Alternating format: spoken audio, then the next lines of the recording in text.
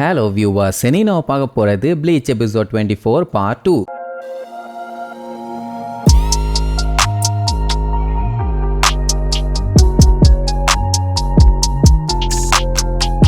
Open பண்ணா போன பார்ட்ல அந்த ஸ்பியரை யூஸ் பண்ணி ஒரு ஷீல்டு ஒன்று கிரியேட் பண்ண சொன்னாங்கல்ல, அதுக்கு பயங்கரமா ட்ரைனிங் எடுத்து ஒரிஹிமே பண்ணிட்டான். இஷிடாலாம் அவனுக்கு ஏத்த மாதிரி ஷேப்பையே மாத்திட்டான். அடுத்து சேடு அவனோடது பாத்தீங்கன்னா அன்ஸ்டேபிளா இருக்குது, ஆனா பவர்ஃபுல்லா இருக்குது. சரி, இனி பேலன்ஸ் இருக்கிறது யாரு? இச்சிகோ தானே. அவன் என்ன பண்ணிருக்கான்னு பார்த்தா அவன் இன்னுமே முக்கிட்டு தான் இருக்கான். உடனே அந்த ரெண்டு பேரும் மாத்தி மாத்தி கிண்டல் பண்ணுவானுங்க. இன்னுமா நீ பண்ணல? வெக்கக்கேடு மானக்கேடு, உனக்கு டேலண்டே இல்ல, வேஸ்ட் வெத்து வேஸ்ட். உன்னை பாலை கொண்டு வந்து மூஞ்சிலே அடிப்பான். ஏன்னா ஒழுங்கா சொல்லி கொடுக்க சொன்னா இப்படி கிண்டல் பண்ணிட்டு இருந்தா கடுப்பு தானே ஆகும். இப்படியே சண்டை போட பிராக்டிஸ் பண்ணேன்னு நைட் ஆயிருது. என்னதான் அவன் வேர்க்க விறுவிறுக்க முக்குனாலும் ஒண்ணு வேலைக்கு ஆகல. சாப்பிடறதுக்கு கூப்பிட வருவாங்க. அப்போ எல்லாரும் இச்சிகோக்காக தான் வெயிட் பண்ணுவாங்களா. பரவாயில்ல, நீங்க போய் சாப்பிடுங்க, நான் இதை முடிச்சுட்டு வரேன்பா. உடனே சரின்ட்டு எல்லாம் கிளம்புவாங்க. ஆனா ஒரிஹிமே மட்டும் எனக்கு பசிக்கல, நான் இச்சிகோ கூட சாப்பிட்டுக்கிறேன்பா. ஆனா வயிறு கடமுடன்னு கத்தி காட்டி கொடுத்துரும். இச்சிகோக்காக தான் அவன் இங்க வெயிட் பண்றான்னு சொல்லி அவனுக்கு தெரிஞ்சு போய் நீ கிளம்பு, நான் பிராக்டிஸ் பண்ணுவானா. அவன் இல்ல எனக்கு பசிக்கல, நானும் ட்ரைனிங் எடுக்கிறேன்பா. அவன் போ ப்ளீஸ்ம்பா. இதுக்கு மேல என்ன பண்றது, தனியா பிராக்டிஸ் பண்ணணும்னு ஆசைப்படுறான்.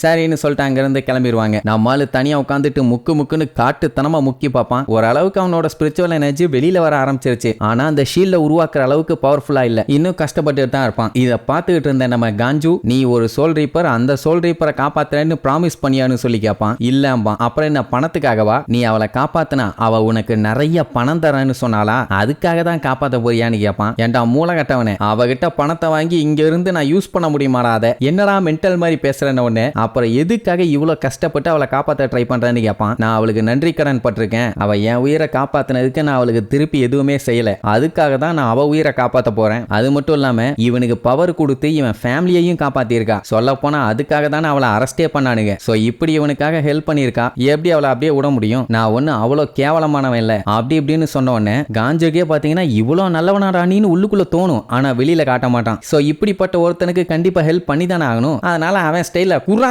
அப்படின்னு பாலை வாங்கிட்டு போவானா. அட எரும மாடு, நான் பிராக்டிஸ் பண்ணணும்னு சொல்லி கேட்பான். நீ ஒரு வெங்காயமும் பண்ண வேண்டாம், நான் இப்போ ட்ரிக்ஸ் எல்லாம் சொல்லி நான் பண்ணி காட்டுவேன், அதெல்லாம் நீ கண்டுக்காத, உன் காதை பொத்திக்க அப்படின்னு சண்டை போட்டுக்கிட்டே அவனுக்கு அக்கறையா சொல்லி கொடுக்குறானாமா. இது ஆக்சுவலா காஞ்சுவே கண்டுபிடிச்ச டெக்னிக். அதாவது அந்த பாலை நெஞ்சுகிட்ட ஹோல்டு பண்ணி அவன் நெஞ்சில ஒரு டார்க் சர்க்கிள் இருக்க மாதிரி ஃபீல் பண்ணிக்கிட்டு அதை நல்லா ஹெவியாக்கி அதோட சென்டருக்குள்ள ஜம்ப் பண்ற மாதிரி விஷுவலைஸ் பண்ணா போதும், ஆட்டோமேட்டிக்கா கிரியேட் ஆயிரும். இதுதான் இதோட பேசிக். எப்படி விஷுவலைஸ் பண்ணாலே போதும், யாரா இருந்தாலும் பண்ணலாம். இந்த பண்ணுன்னு சொல்லி தூக்கி போட்டுட்டு அவன் பாட்டுக்கு அப்படியே பேன்னு போவான். ஏன்னா எனர்ஜி பூரா ட்ரைன் ஆயிருச்சு. இனி இதுக்கப்புறம் நான் உன்னை தொல்லை பண்ண மாட்டேன், நல்லா பண்ணுன்னு சொல்லிட்டு கிளம்பிடுவானே. முட்டா பையன், சொல்லி கொடுக்குறேன்ட்டு என்னென்ன வேலை பண்றான் பாருன்னு சொல்லிட்டு நம்ம பையன் அவன் சொன்ன மாதிரியே பிராக்டிஸ் பண்ண ஆரம்பிப்பான். அதே நேரம் இங்க இஷிடாவும் சேடும் சாப்பிட்டு முடிச்சிருவாங்க. ஆனா ஒரிஹிமே மட்டும் சாப்பிட்டுருக்க மாட்டான். என்னமா சாப்பிட்டான்னு கேட்டா நல்லா சாப்பிட்டேன்பா, தட்டுல எல்லாம் அப்படியே இருக்கும். அதே நேரம் வயிறு வேற பசியில கத்திக்கிட்டு இருக்குமா. சத்தம் போடாதன்னு வயிற்றுல குத்துன்னு குத்திக்கிட்டு இருப்பா. வேண்டாமா வேண்டாம், அந்த அளவுக்கு நீ ரிஸ்க் எடுக்க வேண்டாம், எதுக்காக இப்படி பண்ணிட்டு இருக்கேன்னு எங்களுக்கு நல்லாவே தெரியுதுன்னு சொல்லிட்டு இருப்பாங்க. அவளுமே நான் இச்சிகோ காண்டி சாப்பாடு கொண்டு போறேன்னு சொல்லிட்டு இருப்பாளா.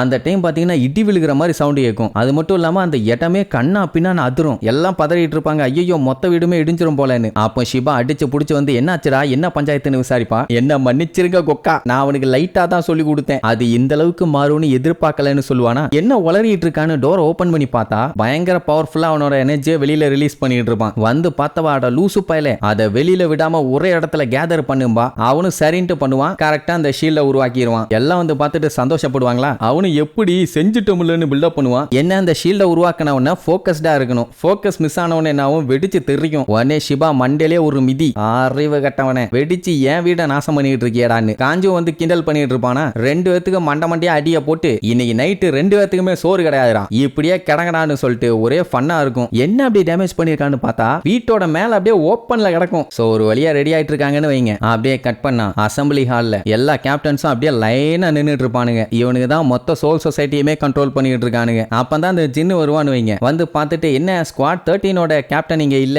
என்னாச்சு ஏதாச்சும் பிரச்சனைன்னு கேட்டா உடம்பு சரியில்லாம்பானுங்க. அதுக்கப்புறம் ஜின்னு கிட்ட கொஞ்சம் கடுப்பா தான் பேசுவானுங்க. என்னன்னா இந்த மாதிரி சோல் சொசைட்டிக்குள்ள இல்லீகலா என்ட்ரான ஆளுங்களை இவன் ஒத்தாலா யாருக்கிட்டையும் இன்ஃபார்ம் பண்ணாம சண்டை போட்டிருக்கான்ல, அதை பத்தி பேசதான் இவனை கூப்பிட்டுருப்பானுங்க. அவங்க செத்துட்டாங்கன்னு நான் நினைச்சேன்னு சொல்லுவான். அப்ப அந்த மயூரிங்கிற 12th டிவிஷனோட லீடர், சும்மா நடிக்காதப்பா, நீ நினைச்சிருந்தா அவங்கள கொன்றுக்கலாம், ஆனா கொல்லாம விட்டுருக்க அப்படி இப்படின்ட்டு அவனை நோண்டுவாங்க. எப்படியா அவங்க என்ன கேட்டாலும் லொல்லுத்தனமாவே பேசிட்டு இருப்பானா, அது அவங்களுக்கு கடுப்பாவும். எப்படியா மாத்தி மாத்தி வாக்குவாதம் போய்கிட்டே இருக்கும். அப்ப அங்க இருந்த பெரியவர், அதாவது இவங்க எல்லாத்துக்குமே அவரு தான் லீடர். நிறுத்துங்கடா லூசு பாயிலாம், நாங்க உன்னைய எதுக்கு கூப்பிட்டுருக்கோம் ஏன் கூப்பிட்டுருக்கோம்னு தெரியுமில்ல, தனியா போய் கிளிக்கிறேன்னு சொல்லிட்டு அவங்க எல்லாத்தையும் போட்டு தள்ளாம எஸ்கேப் ஆக விட்டுருக்க. இது உன்னோட தப்பு தான், இதுக்கு ஒழுங்கா பதில் சொல்லுன உடனே ஜென் இருந்துட்டு நான் வந்து அவங்கள போட்டு தள்ளணும்னு தான் ட்ரை பண்ணேன், ஆனா எப்படியோ மிஸ் ஆயிருச்சு, அது என்னோட தப்பு தான், அதுக்கு என்ன பனிஷ்மெண்ட் வேணாலும் கொடுங்க நான் ஏத்துக்கிறேன்.